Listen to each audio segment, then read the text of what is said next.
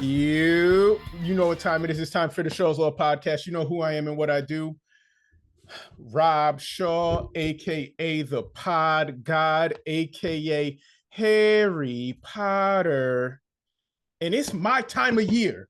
It's March. It's March Madness. And it wouldn't be March Madness if I didn't bring on Jamal Murphy, aka the Black Bracketologist.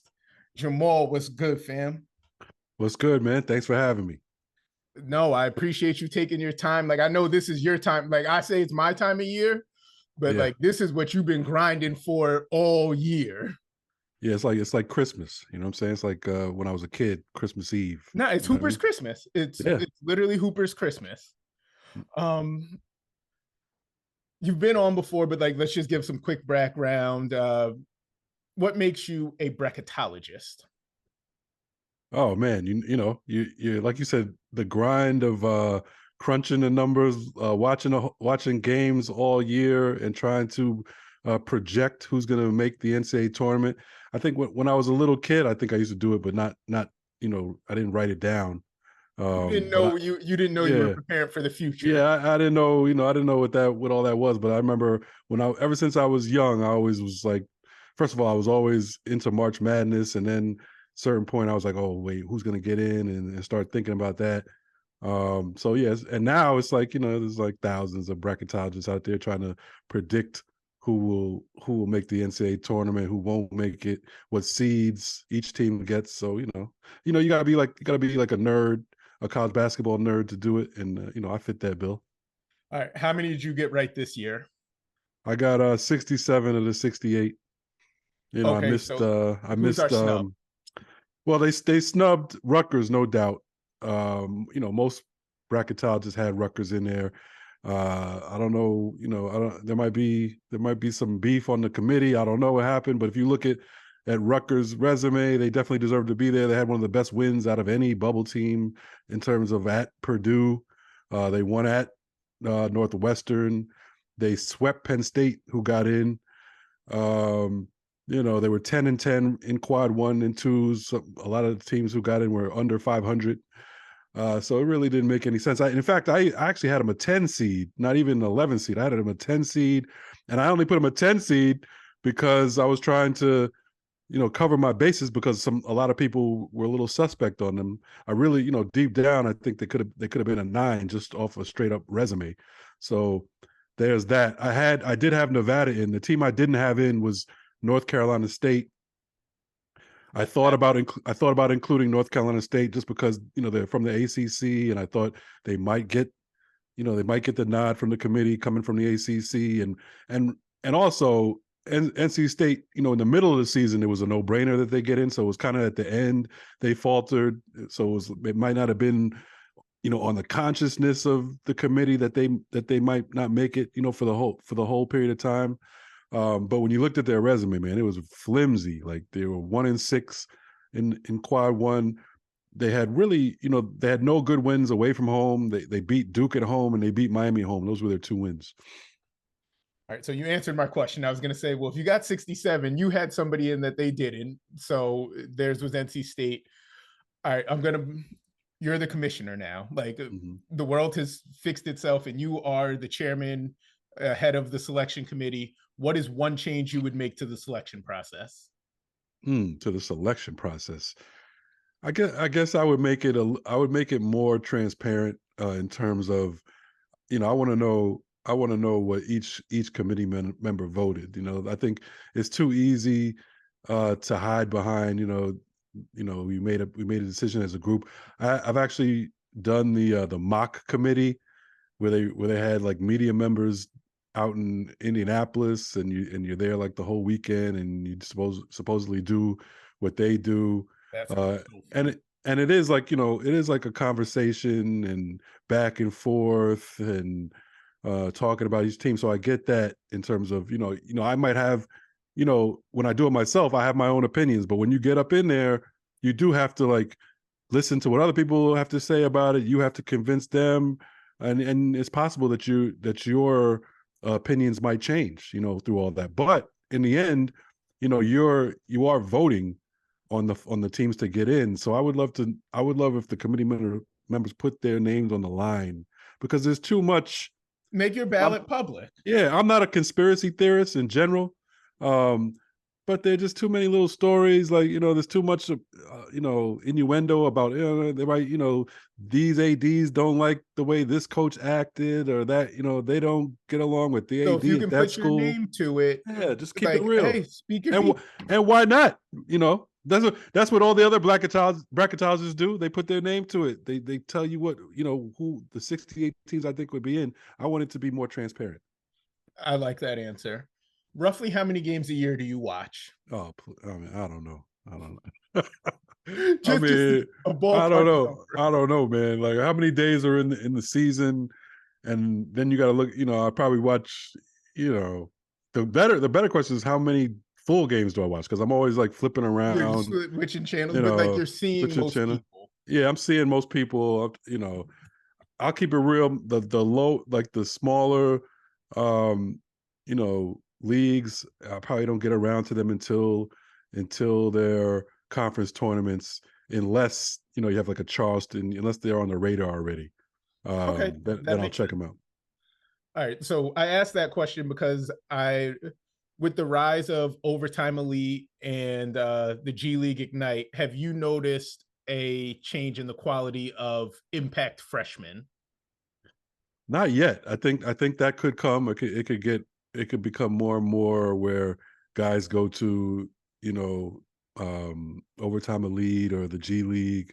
But right now it's really only like a couple guys that you're missing, so you don't really notice any big difference. I think as time goes on, you might have more and more. But then at the same time, now you have NIL, so kids can get paid going to college. So I'm not sure how much of a difference it's going to make. It's definitely, there's definitely a difference from, when I was growing up watching, and the level of play when you had, like, when most teams had juniors and seniors, guys didn't come out until they were juniors or stuff like that. Now, you still got the one and done. So um, the level of play is definitely not what it was, 20 years ago.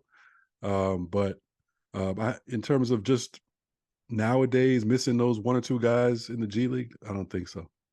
All right, you brought up NIL. Did NIL save college basketball? Like, despite how bad they wanted it to not happen, with the rise of all these other leagues and the option to go play overseas, I think you can make a case. In my opinion, NIL saved college basketball from itself. I'd love to hear your thoughts. Yeah, I mean, it depends who you ask. If you ask some of the coaches, they'll say you killed college basketball, but I don't agree with that. No, I think it's a good thing. I don't know if it's saved it. I don't know. I can't really predict, because at the moment, as of last year, the game wasn't dead. Guys were still going to college, and yes, they were getting exploited completely. And I think most kids probably would have still continued to do that, because they're being sold a dream that you come here and you can make the NBA, when really only like 2% of guys can actually do that, and they're basically exploiting everybody else, and you can count that 2% that they're exploiting also. But I think you might be right. Down the line, maybe things would have changed and more kids would have went overseas or G League or Overtime Elite, all that kind of stuff. But it's hard to read the tea leaves on that. So I would say that, I can't say they really saved it, because from the present day game, kids were still going. Kids were still going to college. I think the NIL definitely made the quality of the game a little better. You're going to have older guys stick around longer. We see that this year, with the transfer portal. But it's also going to make it more chaotic, because it's going to become more like the pro game, where there's free agents. Every year, kids are going to put themselves in the portal. Like, We're if I'm only breaking the getting, record yearly. yeah, If Jeff Goodman doesn't tweet, "Hey, a new record breaking right. for the portal every day on the same day a year," he doesn't tweet it at all. Right. And why wouldn't you put your name in the portal? Why would, these coaches can go anywhere they want. For 90% of these coaches really don't care about the kids. Let's keep it real. Deep down, they're just trying to create the best team they can. they're lying to kids to get them into school. Then, if the kid is not as good as you thought he was, or has a bad season, you don't care. You're going to bench him. I mean, I get both sides of it. I get it. If I'm a coach, I understand that too. But the kid should be allowed to have freedom to make their best decisions. I completely agree. All right, let's jump into this year's 2023 tournament. I have some questions. Do you have?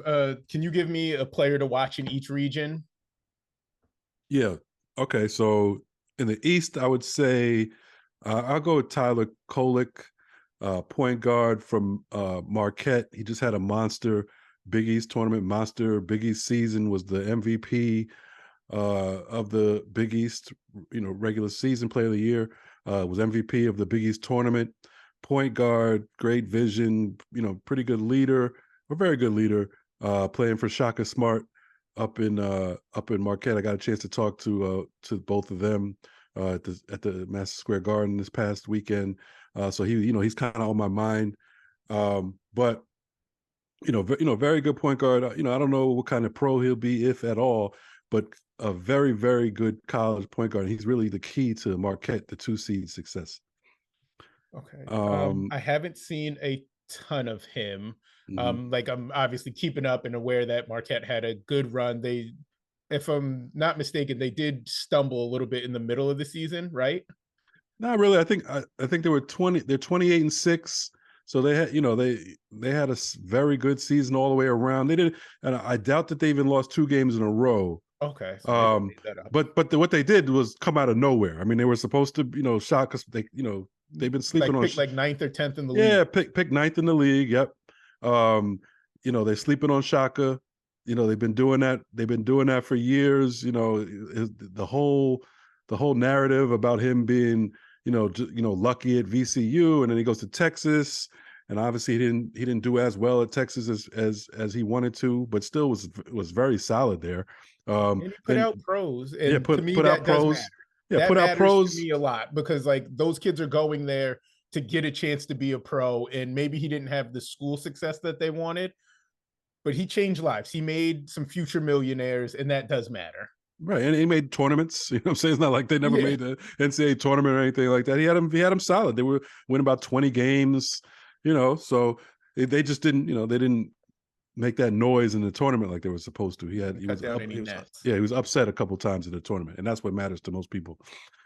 And then I'll say in the South, a guy that you want to talk about a little later, but Brandon Miller. I mean, he's on the court, he's an absolute beast. We're gonna get into this, but a lot of people, We can go there now. Yeah, we can go to. Yeah, I mean, we know his story, and it's really an Alabama basketball story, if in my opinion. It is, but he's the big name attached to it, which is sad, right? If Because he's a non-lottery pick, like if he's not a first-round pick, this isn't a news cycle, and it's not the Brandon Miller story. It is an Alabama story. It's honestly a Nate Oates story. Yeah, If that's Brandon the Miller's story. not a top 5 pick. And it might be no story, because that's what happened when the kid who actually, or one of the kids who actually had a hand in murdering he was on the team. He was a recruit on the team, on the bench mostly. Yep. He is charged with capital murder, and we didn't care. Nobody cared. They were like, "Oh, they kicked him off the team. We're good." Blah blah blah. We didn't start caring until it became a story that Brandon Miller was the person who physically drove the gun to him, so that obviously that's a big story. I've said all along, if I were Oates, I probably would have handled it differently. I probably would have sat Miller down until we did some kind of investigation, from the start. But I also understand I don't have all the information. I can't. I'm not just going to go off a headline of a cop saying that some random. I don't know this cop. I don't know how credible he is. I don't know what information he's privy to. This wasn't even a test, like real court testimony. You know what I'm saying? Yeah, it's just him In the speaking. trial. I mean, he said it in court, but it wasn't like during the trial of the murder. You know what I'm saying? So he's saying that Brandon Miller was got a text saying that bring me my joint or whatever. 7 minutes later, there's shots fired. I don't know if Brandon Miller saw that text. There's been, Brandon Miller's story is that he didn't know the gun was in the car. It was No, he concealed in the didn't back know. seat. I'd like to Right. believe him, but I don't know. But it sounds like he really had no idea. It was under some clothes, and he was coming back to get them regardless. Right. So I just don't know. I'm not saying he's in the right or in the wrong, but you are innocent until proven guilty. Don't get me wrong now. I know if he were an average black kid in that situation, he's not getting the benefit of the doubt. But am I supposed to be mad at Brandon Miller for that, or the fact that they would do that to the average black kid? Maybe Brandon Miller's actually getting due process, whereas the rest of us wouldn't. Right? So that's not Brandon Miller's fault. And it's really not even Alabama, the college's fault. You know what I'm saying? Oh, that's the system. It's oh my God, it's privilege. It's Right. athlete privilege, or right. Yeah, I guess I'd call it athlete privilege. Does college basketball have an image problem coming up? We Because have of the this? Brandon Miller situation, as well as New Mexico, the shooting, the self-defense killing in New Mexico. And let's throw in Chris Beard, who just got a new job. Hit his longtime fiance, was dismissed from Texas, and he didn't even have to wait 4 months to get a new coaching job. But does college basketball have an image problem right now? I mean, no more than they always have. I mean, these stories aren't anything new, really. We've seen things like this before. I don't think people who didn't enjoy seeing young black kids be successful before, or play basketball, care any less now. I think, I mean, there's probably an image problem in society in general. So I don't think that college basketball itself is under some microscope based on what happened. All right, and real quick, Brandon Miller, the basketball player, can you just paint us a quick picture of him? Oh, I mean, absolute beast, really. I mean, 6'9" at least, can shoot, can handle the ball, can play point guard, at least on the college level. Very good leader on the floor. He looks older than a freshman for sure in terms of how he carries himself. In a sad situation is that his stock has probably gone up because of the way he's handled the allegations. Yeah, I mean, he took the adversity and took it in stride, and he's playing great basketball. 40 burger. Yeah, the day after the story came out, this kid drops 40, and I was joking about it, but I'm like, yo, his stock just went up. He's unflappable. You know what I'm saying? No, that does say something about mental fortitude. Like, hey, the whole world has essentially turned against me, and you know what? I'm gonna have 40. I'm gonna force overtime, and then in overtime, I'm gonna hit the game winner. Put that in your pipe and smoke it. Like, I'm here. Right. And people complain about, Alabama and they're playing him, which is fine, but I don't see his NBA stock dropping. I was watching ESPN yesterday and today, and Woj is on there talking about his, that he might go number 2, because it was all season long they were saying, oh, it's going to be Wembanyama and Scoot Henderson. And I love Scoot Henderson. We interviewed him when he was in high school, like on one of my podcasts. And so I like him. I like the guys who have been handling his career. But I said all along, man, they were trying to tell us who the top 5 picks were, and none of them were college players. I was like, let's let the college basketball season happen, because that's where you get the most exposure. You're on TV every game. You got the NCAA tournament coming up. People act like that doesn't matter. That matters. Like, you know what I mean? Like that exposure and that hype you get from playing on national television. Yeah, you're selling the brand. That matters. So I wouldn't be surprised if he goes number 2 overall. Yeah, that he can play. Yeah. All right. Who do you have for us in the South? In the South, well, Miller's in the South. Oh, Miller is in the Yeah, in the Midwest, I'll take I'll go like a little under the radar here, maybe. Jarris Walker, he's a freshman at Houston. He's going to be another lottery pick. Houston has a lot of older guys. Sasser leads the team. They have older guys who've been there, done that. We're in the Final Four a couple years ago. But this kid, he's a freshman, big, versatile kid. You're going to hear about him next year. People will hear about him next year when after he gets drafted. About 6'9", big body kid. Can bully people. Great rebounder, good shooter from the outside, can handle, can pass. I think, and at Houston, they play kind of a half court game. You're not really seeing him in the open court like you'll see in the NBA. spacing. Yeah. You're saying NBA spacing means he's going to eat some stuff up. Oh, you could just tell. I mean, just to be the type of freshman who can play big minutes for Kelvin Sampson. Yeah, that's what I was going to say. Like that, that says a lot, actually. Yeah, that means he has his stuff together. He has his head together. So I don't see him having any problems when he gets to the next level. All right, and then one more breakout player from our fourth region. I'll say from the West, I'll go Jalen Wilson. He was just named to first team All-America. Jalen Wilson out of Kansas. He came out of nowhere. Really, he was just like a role player last year, pretty much. He kind of did what Obaji did last year. Came out of nowhere to lead Kansas, but paid this his kid dues. Paid his dues within the program. His dues, within the program, and learned Bill's system, and now hey, I'm the guy now. Yeah, and it shows you in college basketball and in any basketball, kids get better. You can't pigeonhole kids when they're like 18, 19, 20. I don't care if it's college or the NBA. People try to do it all the time. Like, they know who this player is. Oh, we know who he is. Like, NBA kid gets drafted, 18 years old. He has a bad rookie year. They try to say he's garbage. You know what I'm saying? Like, please, like, give the kid time to grow up and work on his game. That's all, that's all you need to do. And he's a perfect example. Like, came out of nowhere. Now he looks like a pro to me. Can do it all, shoot, hit the other big kid time can shots play too. Grady Dick. Oh yeah, he's nice too. He's nice too. Bad motherfucker. He's a lottery pick. I don't know if Jalen Wilson will be a lottery pick because he doesn't have the same upside as being like that. And he's a bit of a tweener. Yeah, that freshman kid. They love freshmen who just jump on the scene, like the kid Walker I was just talking about from Houston.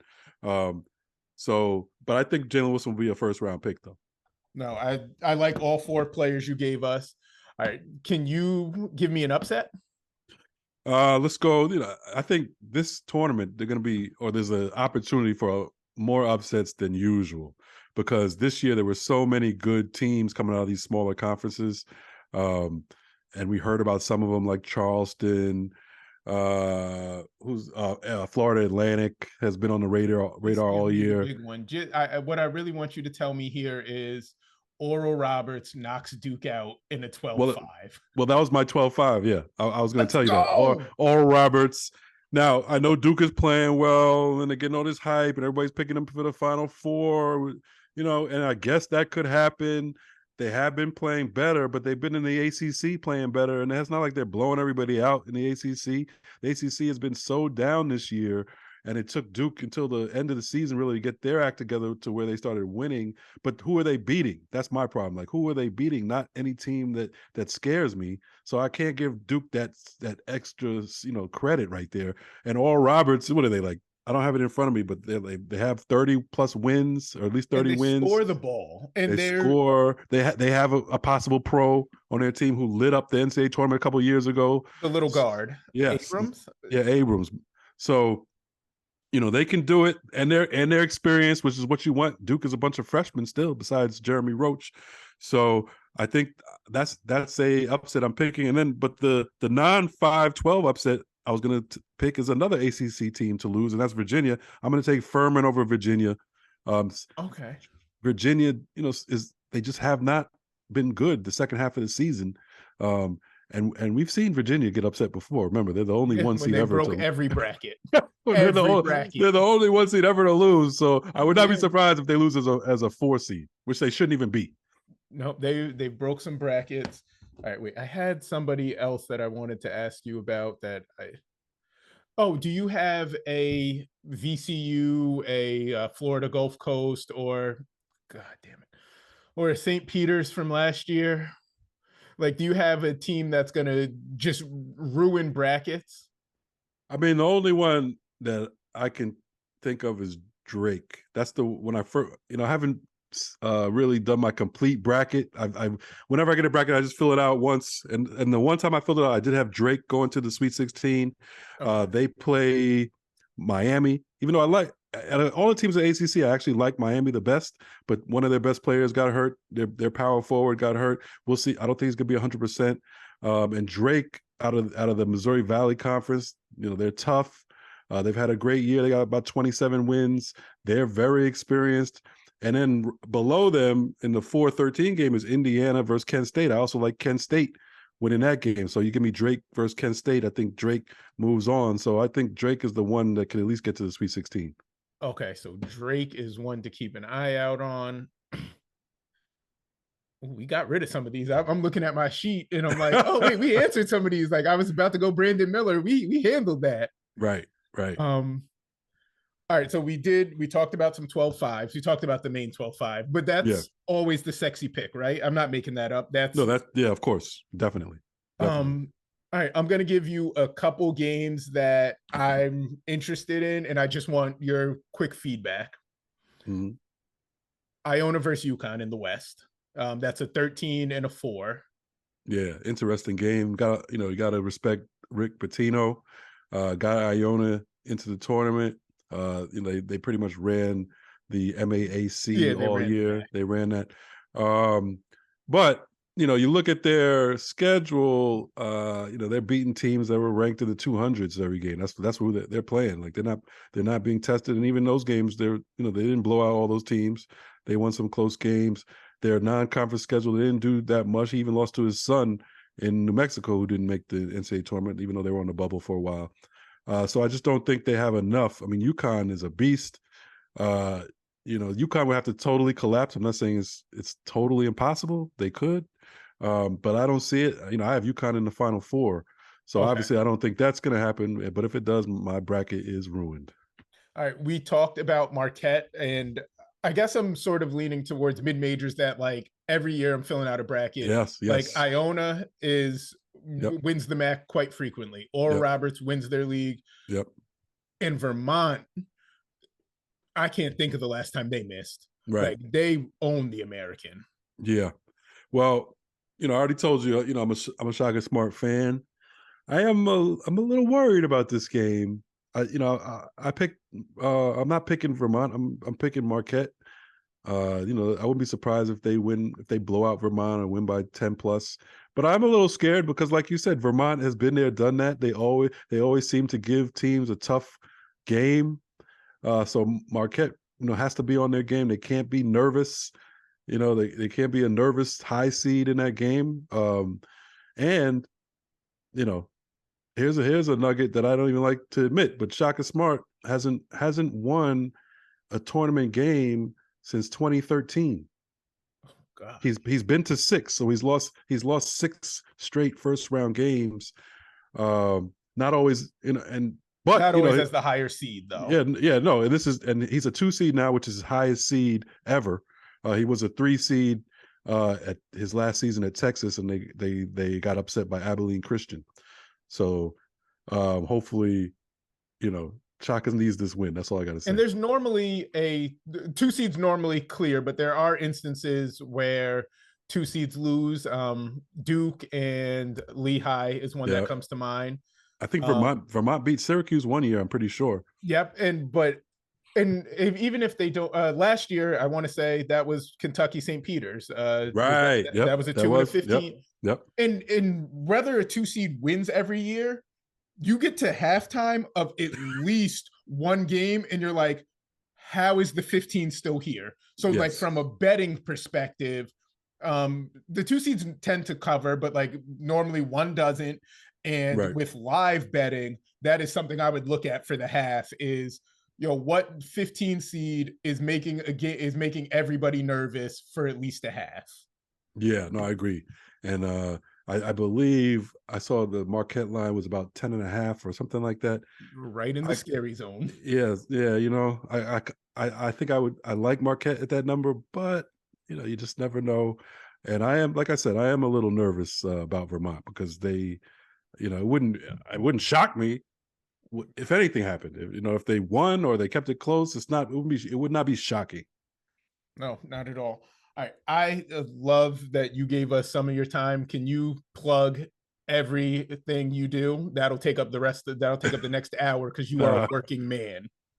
Man, just follow me at Blackatologist on Twitter. I'm on Instagram too. J Murph Esque on TikTok. I'll put some clips on there. Follow my writing at ESPN's Anscape. I have a story, like I said, a story on Shaka Smart and Marquette coming out this week prior to their first round game. Also write for Global Sport Matters on a lot of global sports issues. And that's about it. Also, of course, listen to my podcast with the legendary Bill Roden. Bill Roden on sports. We'll be coming out with a podcast this week for sure, and also have an Up Next podcast where we focus on youth basketball and youth sports in general. But And a lot you were of doing that the basketball. last time we spoke because I checked that out and loved it. Yeah, no, it's great. We love all the support we can get, so I appreciate that. And we usually catch up a lot of these kids that are 5 stars. 5 stars. We get them when they're 13, 14, when they're first starting out and people are starting to recognize them. So it's interesting stuff. All right, last thing. Pick me who's winning the whole thing. Oh man, I have at this point I got Alabama. I'm a little worried about what we talked about and maybe the pressure finally getting to all of them, including Miller. Alabama's not even used to being in this Target. position. Yeah, The target. They're normally the huntee. They're the the Final Four. That's kind of new to them. So I'm starting to have second thoughts. My final was Alabama over Connecticut. Remember in the beginning of the year, Connecticut beat Alabama. Connecticut was monster, undefeated for a really long time, and they were number one for about a week. But they're the ones who struggled in the Big East. They lost 3 or 4 in a row in the Big East, kind of lost their confidence, and they started to get it back at the end of the year. So I'd be interested to see if UConn can get to where they were at the beginning of the year against non-conference teams and where they were really just dominant. I mean, they beat Alabama easily. So we'll see. So I have Bama over Connecticut, but I'm thinking about flipping that. Ladies and gentlemen, that was Jamal Murphy, aka the Black Blackatologist. And it's always a pleasure when he blesses us with his expertise. If you filled out your bracket and you haven't listened to this, shame on you. Shame on you. This has been the Shaw's Law Podcast. And like that, we out.